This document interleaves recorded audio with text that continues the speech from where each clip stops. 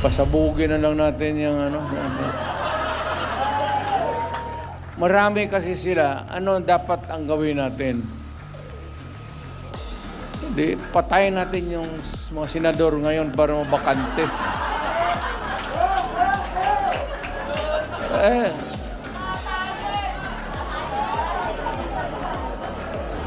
Kung makapatay tayo ng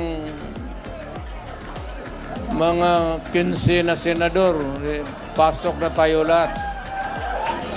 Pero kawawa naman. Pero nakakainis kasi yung, hindi naman lahat. Pero, sabi nga, talking of opportunities, the only way to do it is to